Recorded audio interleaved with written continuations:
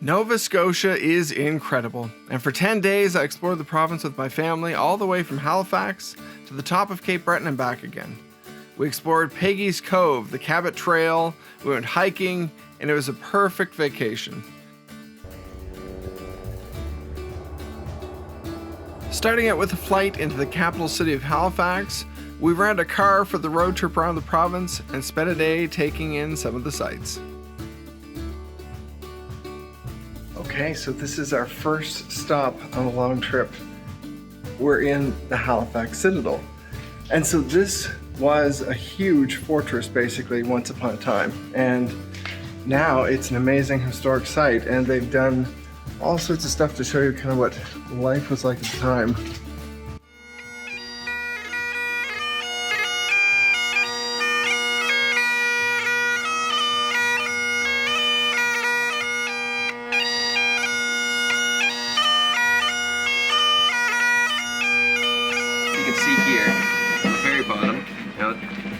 One disc on the inner halyard and a pennant on the outer means there are 5.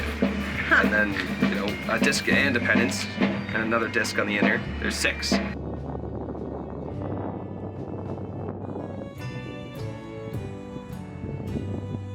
So after we leave Halifax, we're headed up to Cape Breton. So we've got basically 10 days to explore Nova Scotia, and we're hitting Halifax to Cape Breton and seeing the sights, so stay tuned, here we go. In Halifax, we stayed at Halliburton Inn, a beautiful boutique hotel with remarkable dining, ambience, and charm. The historic buildings that make up the inn have so much character, and the rooms are totally unique. Stories Restaurant also offers incredible fine dining.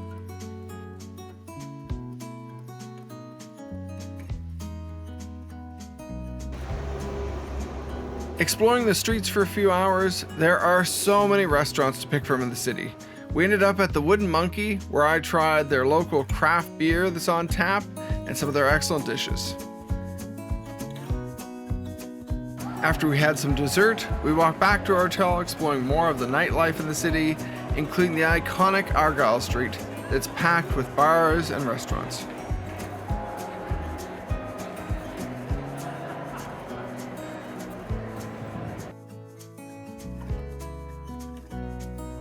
Leaving Halifax the next morning, we started a road trip with a few hours in Peggy's Cove. A short drive from Halifax, the small town has a number of restaurants, gift shops, artist boutiques, hiking trails, and views like nowhere else surrounding the iconic Peggy's Cove Lighthouse.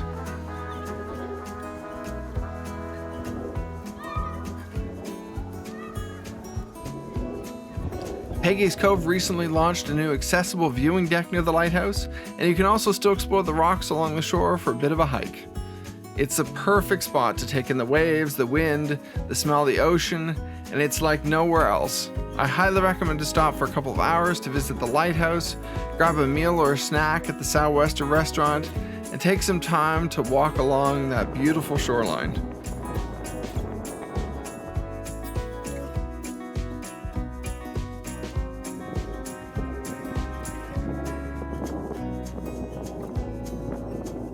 We hadn't really planned for it, but we spent a relaxing morning at Peggy's Cove, driving Route 333 along the coast, stopping in places like Hackett's Cove for the views, and then getting back on our way.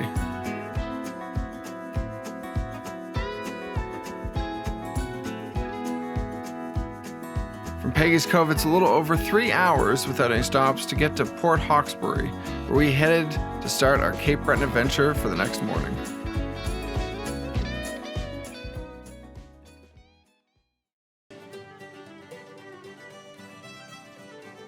For our first day in Cape Breton, we started at the Glenora Inn and Distillery near Inverness for a whiskey tasting, guided tour, and a chance to walk the grounds in the South Cape Highlands area.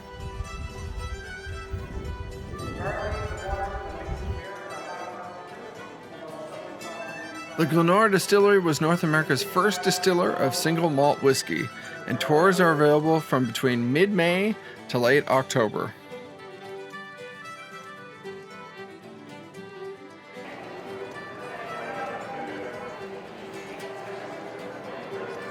At the store, you can purchase their spirits, including some of their rare editions, and you can also buy a dram of their whiskeys at their bar and restaurant.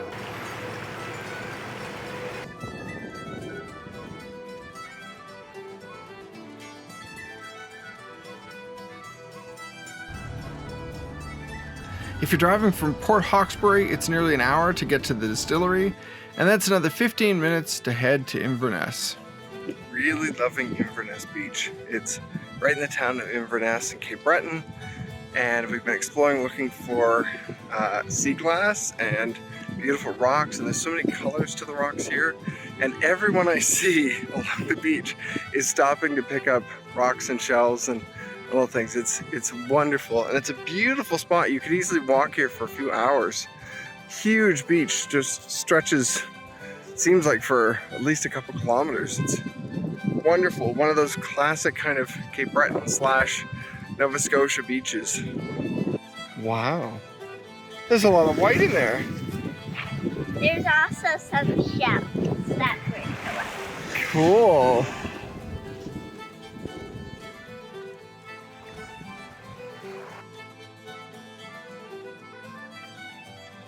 After a stop at the beach, head to Route 19 to try their amazing fish and chips and one of their craft beers.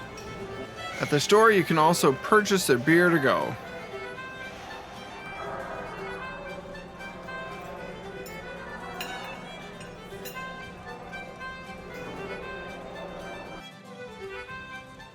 On our way to Baddeck for the night, we stopped for the amazing views at Lake Ola Provincial Park along Highway 30 east of Inverness. The little lake is situated at the bottom of beautiful rolling hills. It's an iconic Cape Breton site.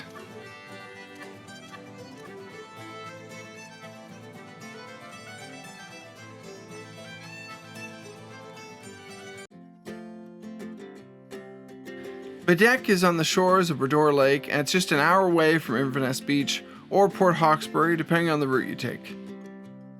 It's a charming town. It feels like it's close to everything in Cape Breton. You can drive just an hour to get to almost anywhere. We stayed at the Inverary Resort while we were in town, and we barely scratched the surface of this welcoming property. The resort has cottages and suites, the cozy lakeside restaurant, a pool, spa, and lots of activities like kayaking and paddleboarding in the summer. Late September at the resort is a bit too cool for lake activities, but there's still a lot to do, and I'd recommend 2 or 3 days in town to relax and enjoy Baddeck and the surrounding area. A few ideas for activities include boating, hiking, golf, and of course, the Alexander Graham Bell National Historic Site.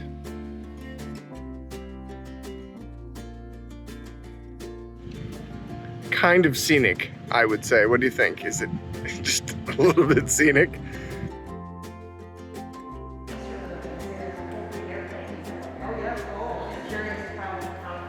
The Parks Canada Museum features information about Bell's life, interactive exhibits, and examples of Bell's most interesting inventions, as well as items from his personal collections. The museum includes a large space dedicated to recreations of his fixed-wing aircraft and his hydrofoil, the HD-4. The museum is open from late May to the end of October from 9 a.m. to 5 p.m. and it's situated on 25 acres of park space that's perfect for an afternoon picnic. You can also book special tours that give you the chance to explore artifacts up close and personal.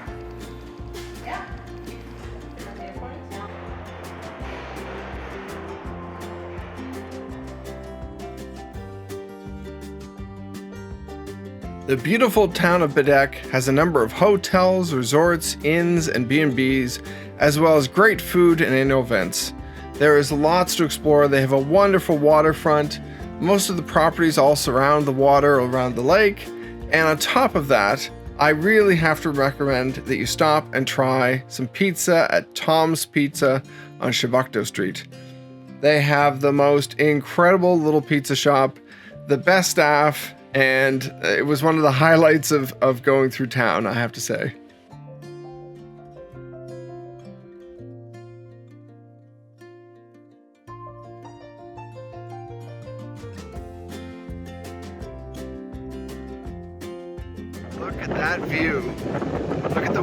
waves and the rocks. Nature at its finest. Beautiful. Stopping the town of Chéticamp, heading up the coast along the Cabot Trail, we really enjoyed Le Gabriel restaurant for some truly perfect French maritime food. Not far away is the Petit Etang beach. Driving north along Highway 30, it's a pristine stretch of rocky beach to take a walk and breathe in the fresh ocean air. So we're on a beach near Cheticamp, and it is so beautiful. It's just rugged nature right by what I can only call the mountains along the Cabot Trail. Just look at it. It's a great spot. It's about maybe 10-minute drive from Cheticamp, just along the ocean, and there's just spots to park along the side of the road, and it's wonderful. I highly recommend the drive, of course. So yeah, this is our beach right now. There's only I think maybe 3 other people on the whole beach. We're driving from the Inverary Resort in Baddeck, and so from Baddeck to Cheticamp was about an hour, and then our next drive from Cheticamp on to the Keltic Lodge, that's about another hour, an hour and 15 or so, depending on traffic and things like that.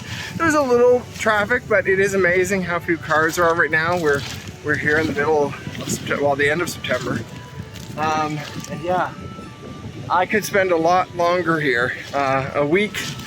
We're only here in Cape Breton for a week, and I kind of wish we had more time. But just anytime you can get here, Cabot Trail. I mean, there's tons of other places in Cape Breton to explore, but the Cabot Trail is astonishing. It is just like nowhere else in Canada. Nova Scotia has tons of beaches all around the whole province, but I kind of love these ones just because they're so rugged, beautiful, majestic. And then the hills, or mountains, I would even say, really make the whole atmosphere here. And of course, you can buy seafood everywhere. There is lobster, crab, scallops, all sorts of stuff, fish, of course. Pretty much everywhere you stop sells amazing seafood. So for seafood lovers, it's kind of a must. Off we go.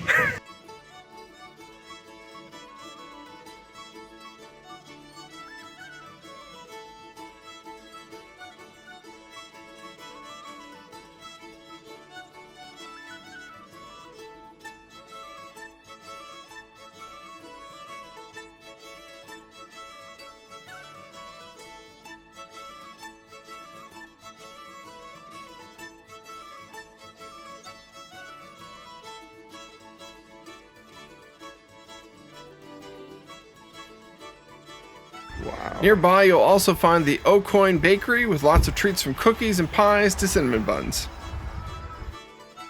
From there, it's a short drive to the western entrance of the Cape Breton Highlands National Park, one of the most incredible drives I have ever taken in my life.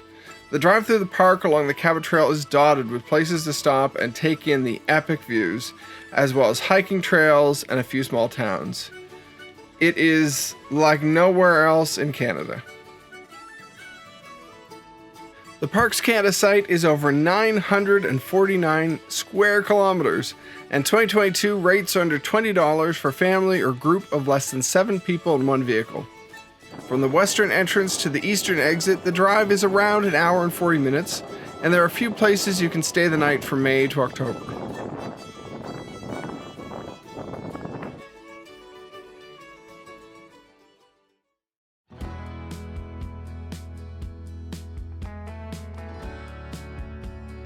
For our trip, we booked 2 nights at the Keltic Lodge, and it's a short drive to everything on the eastern side of the Cabot Trail in the park. It's near Ingonish.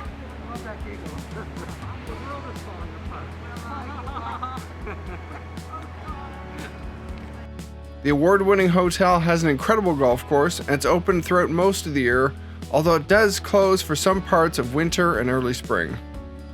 There are a number of room options throughout the property, including this junior suite in the main lodge. The hotel's a spa, hosts events and corporate events, as well as 2 restaurants, the Purple Thistle Dining Room where we had dinner, as well as breakfast, and the Highlands Sitting Room, which has more of a bar atmosphere. The Purple Thistle recently earned the Wine Spectators Award of Excellence, and they have a distinct focus on local ingredients and dishes.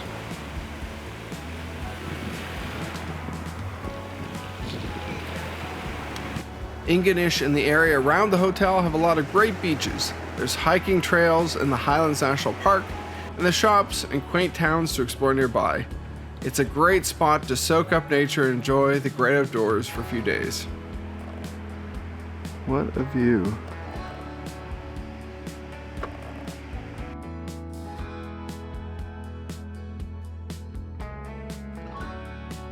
For fantastic meals, Morrison's Restaurant was one of my favorite restaurants at Cape Breton, and it's worth a stop for burgers, hospitality, and desserts. They get 5 stars from me.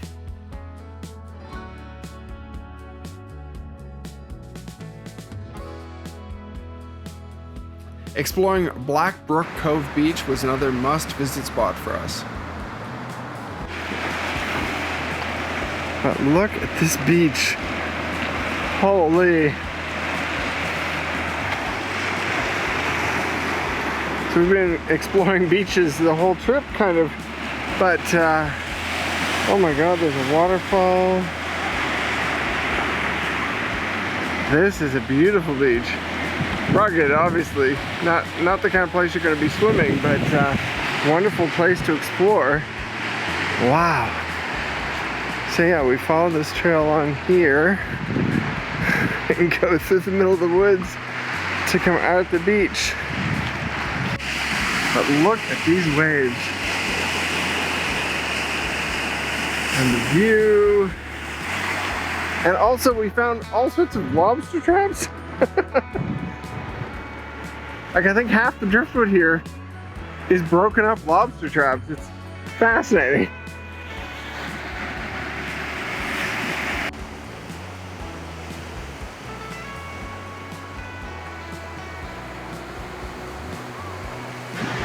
So today we're supposed to be over at the Skyline Trail in Highlands National Park, and the plan had been that we were going to take a hike up the Skyline Trail, and then at the top that I had permission to fly my drone and get some footage, you know, coming in and out over the trail. And it's one of the most beautiful spots in Cape Breton. There are lots of beautiful spots, but it is one of the best for sure. And the plans look good, and then today it was rain all day. And of course now it's actually gone sunny, but the time I talked to the ranger and we decided it was just too wet over there.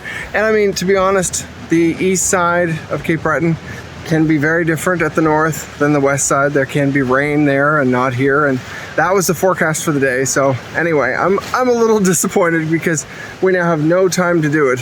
But we're making the best of it. Like, we wouldn't have gotten to this beach today and spent like over an hour here if it wasn't for the fact that we had the time to do it. So on the bright side, this side of the island is nice, and we're making the best of it. And then we're gonna head back to Keltic Lodge and we'll have some time there.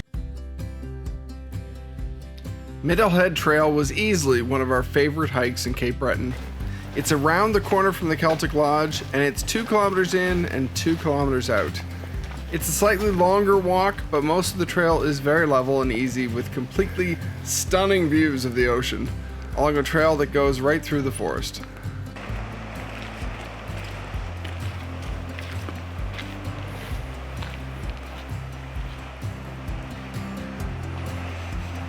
So we're walking the Middlehead Trail today.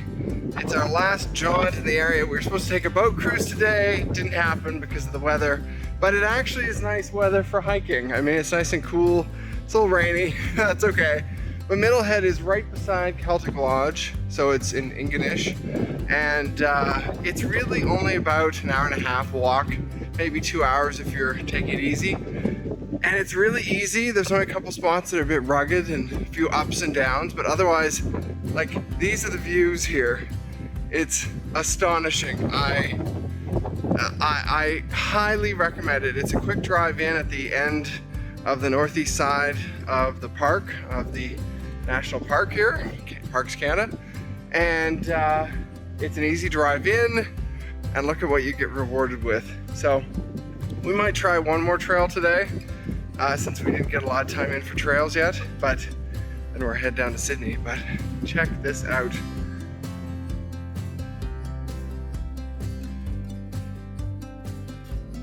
All the way to the end of the trail, and the views are well worth the 2-kilometer hike. I'm really impressed. So it's 4 kilometers total. I lied the first time. It's not 2 kilometers round trip, but wow. Just have to be careful around the edges, but there's lots of space. But yeah, you don't want to go too far, but wow. And I think actually, a sunny day would be beautiful here too, but the rainy day really brings out, I don't know, the real nature of the area. It's beautiful.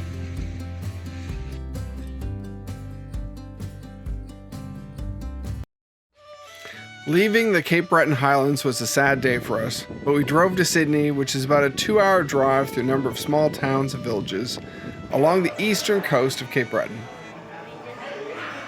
In Sydney, we especially enjoyed our meal at the Governor's Pub and Eatery. It's a must-visit restaurant and pub in the city with live music and a lot of great beer on tap.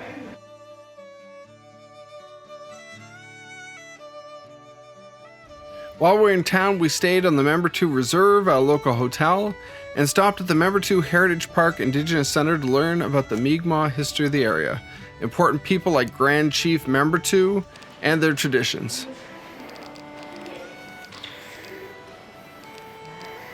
The center also has art and souvenirs for sale from local and national artists.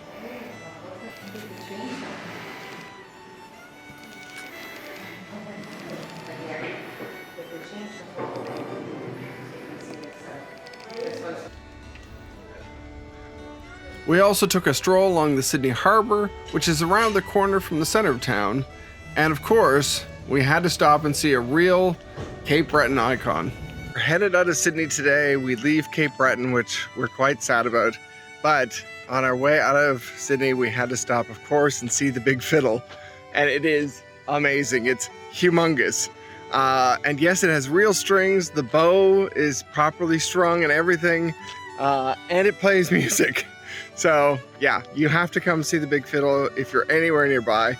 And there's a beautiful walkway along the waterfront you can go visit. And right nearby, over that way, is a pub that you have to try called Governor's. It's been there for a long time, a very long time. We went last night and the food is amazing.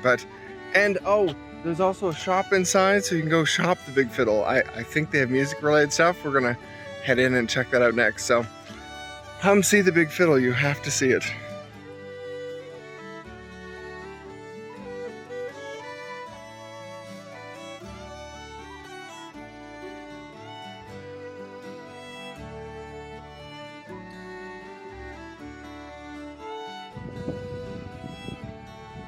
Today we're at the Fortress of Louisbourg, which is just right near Sydney, Sydney and Cape Breton. So basically it's a 40-minute drive from the city.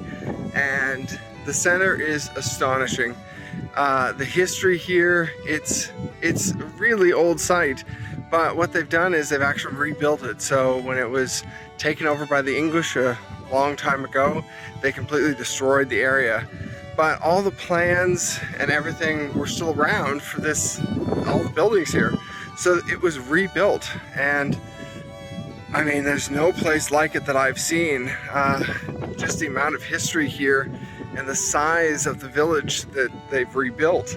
Seeing just, I mean, what went into rebuilding this place, like an entire village. It's amazing. It's worth every minute. You are gonna want to spend hours here. It's well worth the visit. They've also got some amazing food and a bar. So yeah, very cool to check out for an afternoon. Welcome to the Fortress of Louisbourg. The year is 1744.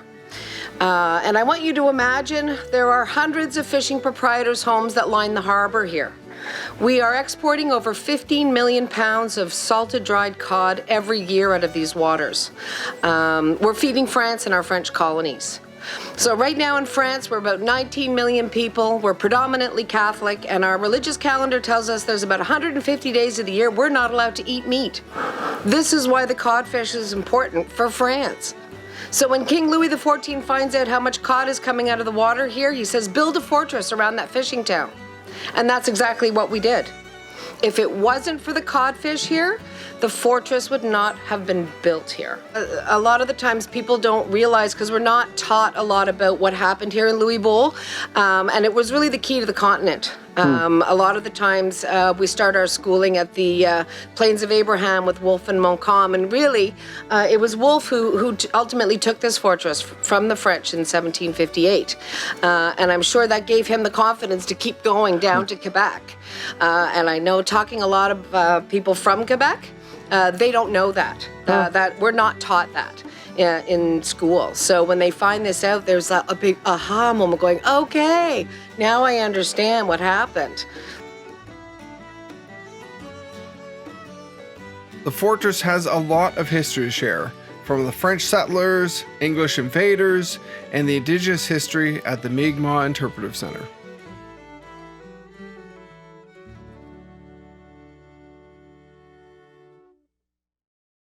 The fortress doesn't feel like it was rebuilt either. It feels like you've stepped back in time, and around the large site you'll find numerous interpreters who help share the stories of the people who lived and worked at Louisbourg, all the way from the leaders down to the soldiers. And there's art, fully furnished houses, and artifacts recovered from in and around the area. There's also livestock and activities. And when you're done exploring, you can buy a meal, sample some beer, and pick out a few gifts to take home.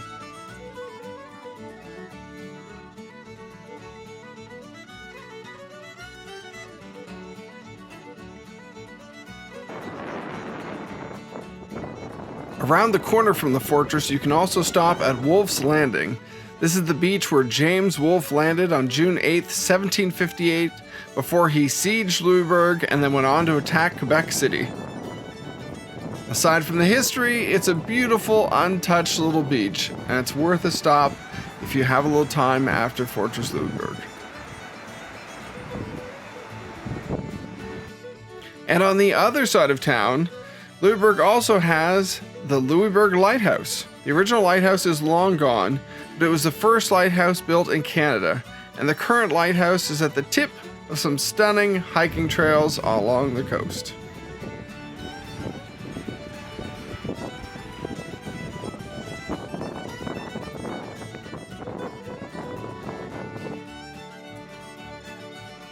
Leaving Cape Breton, we took the Trans-Canada Highway back to the mainland, but at Ingonish, for something different, we got off on Highway 7 for a slightly longer route back to Halifax. Along the route, we saw some of the eastern shore between Sherbrooke and Halifax and stopped at Lachille Lake Provincial Park.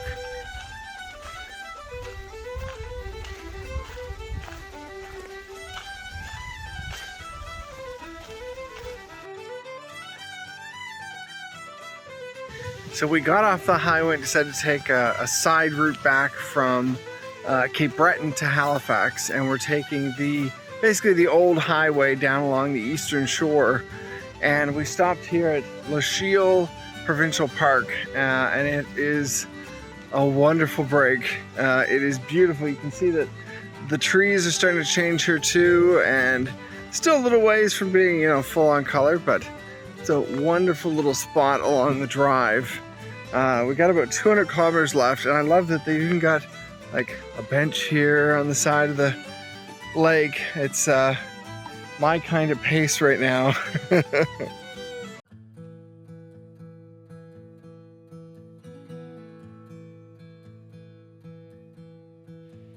In Halifax, we returned to the Halliburton Inn for our last 2 nights in Nova Scotia. And this time, we had a cozy suite with 2 beds.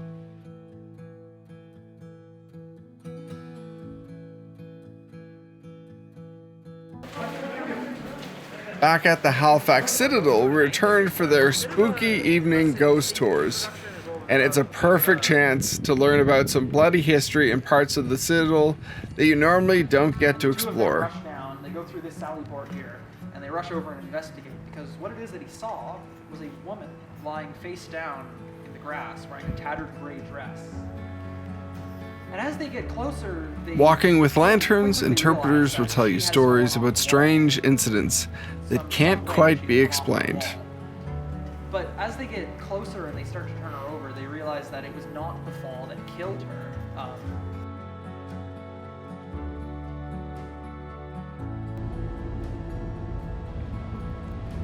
For our last full day, we started off with a trip to a historic island off the shores of Halifax. George's Island is open from June to October, and you can tour the island on weekends and some Fridays in the peak of summer with ferry rides via Murphy's on the Water.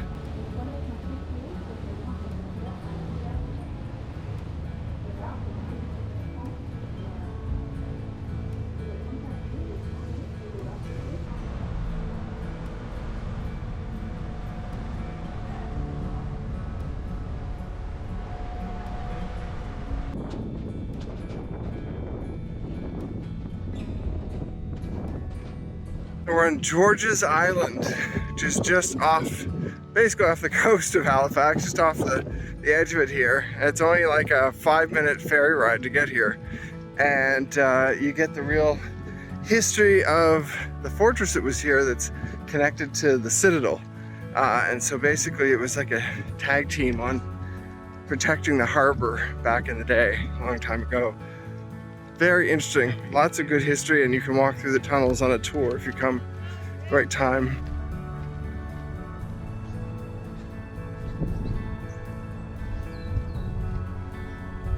Okay, so this here is what's known as a 10-inch RML, a 10-inch rifle muzzle loader. This is basically the main artillery.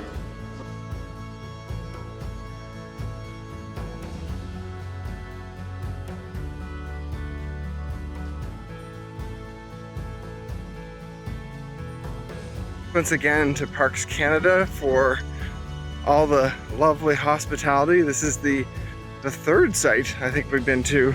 And we've been to the Citadel twice here in Halifax, so it's been a fantastic trip to explore the history of the area.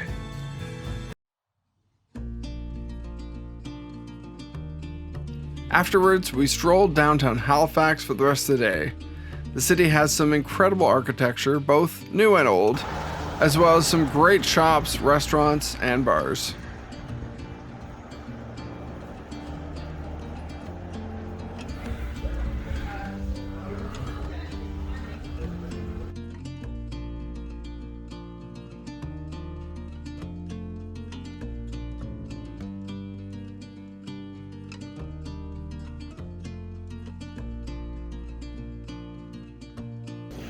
We had lunch at the Old Triangle on Prince Street.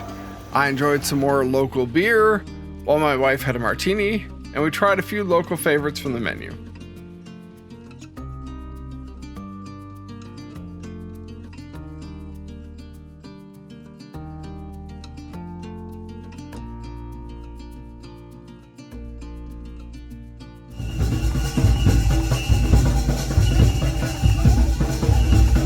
Then we took a walk along one of Canada's best harbour fronts, where you can often find festivals on the weekend, and we took some time to check out the Maritime Museum of the Atlantic.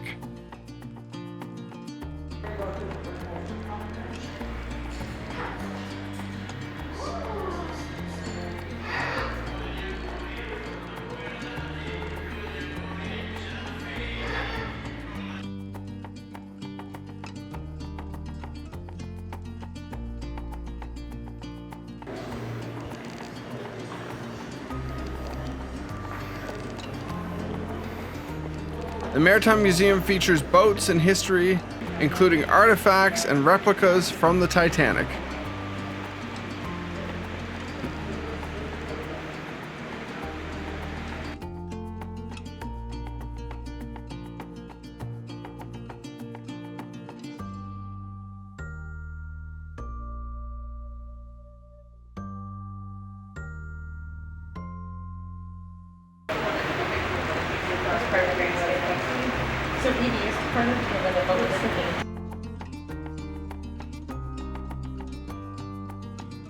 There's also a detailed look at the Halifax harbor disaster that devastated the city in 1917, including a watch that stopped when the explosion happened at 9:04 a.m.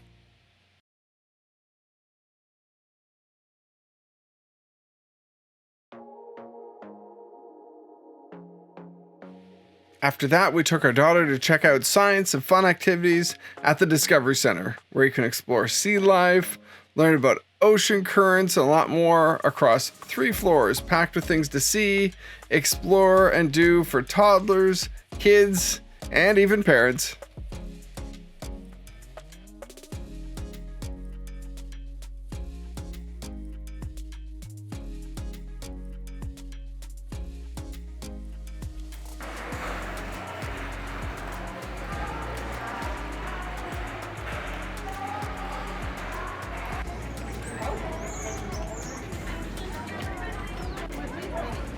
Back at the Halifax Harbor Walk, we checked out some of the shops and food, we picked up a few souvenirs, and we said goodbye to the city.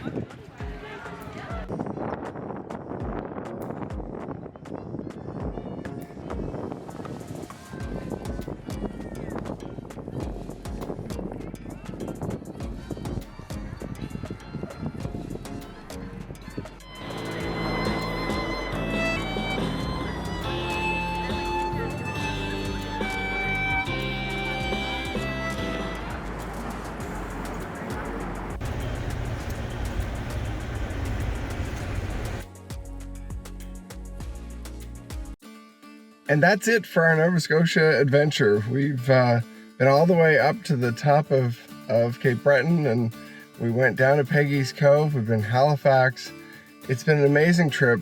Nova Scotia just has so many incredible places. You know, you could easily spend 2 weeks in Cape Breton. We spent a week and we kind of did a lot, but I don't think we really quite scratched the surface.